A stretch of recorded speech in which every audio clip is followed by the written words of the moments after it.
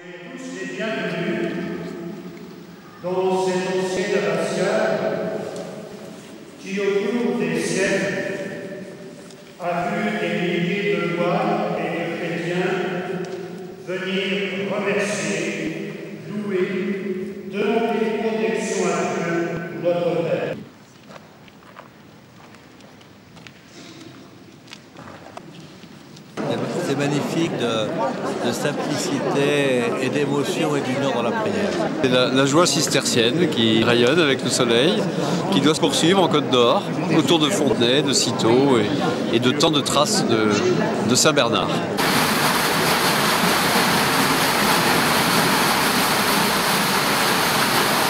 amis, au nom de ma famille, je voudrais tout d'abord vous dire la joie de partager avec vous ce soir un moment exceptionnel. 8 siècles après la fondation de Fontenay, les voûtes de cette forge vont à nouveau résonner du bruit du marteau des anciens moines forgerons. Ce moment que nous allons vivre est d'autant plus exceptionnel que c'est une première. Aucune abbaye ne possédait jusqu'à présent une telle reconstitution d'un marteau hydraulique du XIIIe siècle.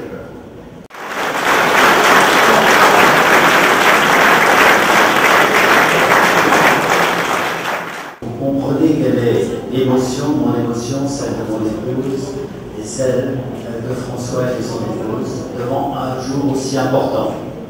Cet hommage à tous les artisans dont nous avons tant besoin sera permanent maintenant à Fontenay et je tenais à dire merci à tous d'être venus et de nous entourer ainsi aussi chaleureusement.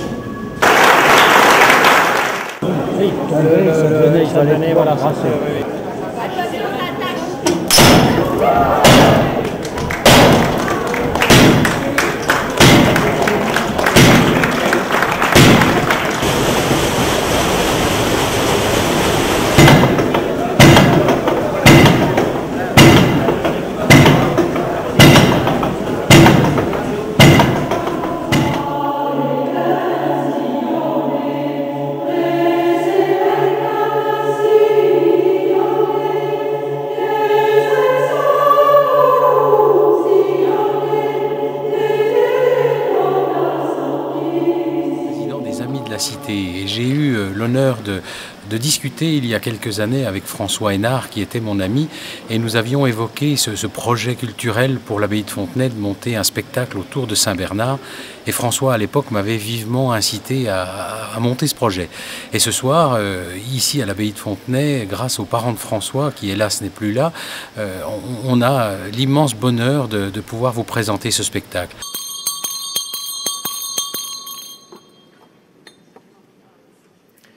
Mes chers amis, cette journée du 21 septembre 1147 est pour moi une des plus belles journées de ma vie de moine. Après quelques instants de recueillement, les ecclésiastiques et les laïcs se lèvent et le pape envoie le Deus in adiutorium, Dieu viens à mon aide. Deus in adiutorium meum intende. Domine, ad adiuvandum me festiva.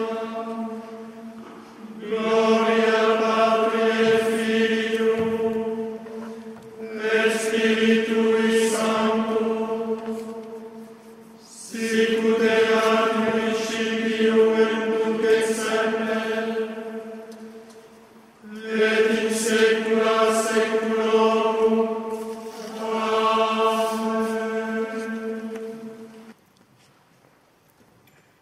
Le pape Eugène III descend de l'autel et va se rendre vers le premier pilier de cette église. Avec sa crosse, il trace dans le sol les lettres alpha et oméga devant la croix de consécration.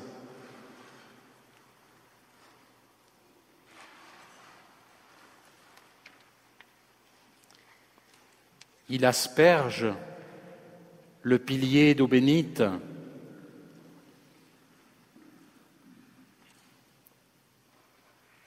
encense le même pilier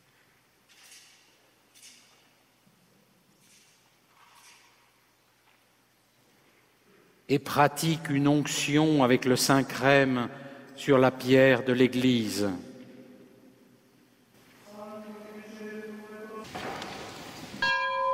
Le campanile sonne et mobilise les moines pour la dernière prière de la journée. Le soir, avant de se coucher, l'office des complis résonne dans l'église.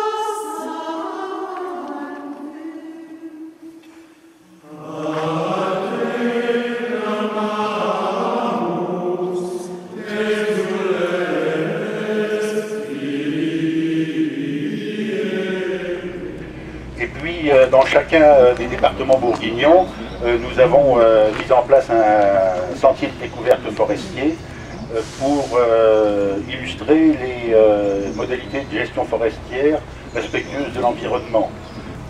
C'est le panneau de départ, donc sur lequel il y a un certain nombre d'informations. Et puis, tout au long du parcours, vous avez des bornes comme celle-ci, qui, je le précise, ont été réalisées en Douglas du Morvan.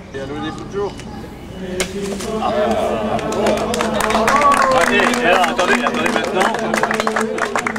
Ça n'a pas très bien marqué, mais enfin bon.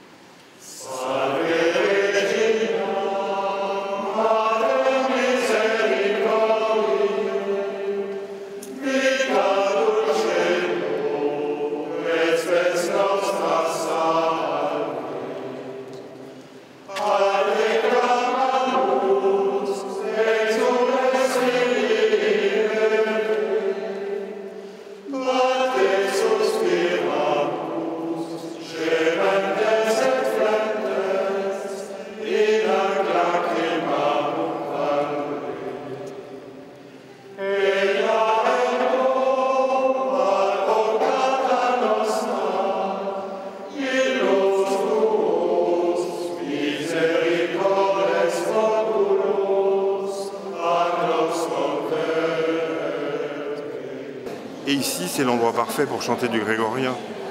L'édifice est superbe. On a chanté du grégorien ici depuis la fondation. C'était le quotidien, c'était 6 heures par jour, 7 heures par jour les moines qui chantaient.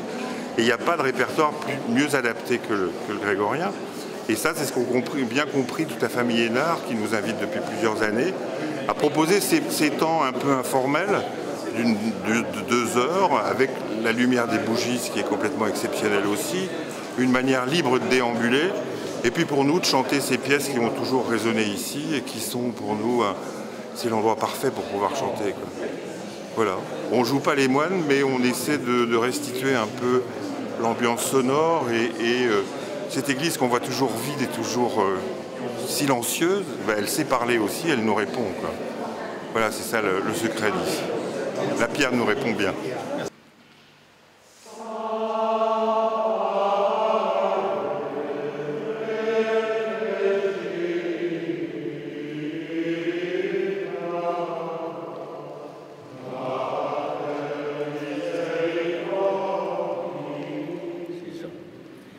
C'est bien ces photos-là. Mais oui, c'est un beau souvenir pour moi. Oui. Un beau cadeau. Oui. Cette rencontre de Pierre Hénard et d'Alfred Latour, à la fin des années 20, oui, à Égalières, dans le cadre d'un mariage. Et je pense que Pierre Hénard connaissait déjà l'œuvre d'Alfred Latour et suivait Alfred Latour depuis un moment. Oui, ils étaient vraiment 2 artistes tout à fait dans le même sens de l'idée et de la création. Et cet travail en duo avec Alfred Latour a été constant et vraiment remarquable. La preuve en est la création des toiles de Fontenay. L'enjeu de ce nouveau tirage des toiles de Fontenay dans la présentation qui est celle qu'on a maintenant en 2021, c'était de garder les techniques anciennes et de travailler avec une entreprise, l'entreprise Beauvillier, Harry Beauvillier, qui travaille encore avec la technique du cadre à plat, c'est-à-dire que c'est de la sérigraphie et chaque couleur est un passage.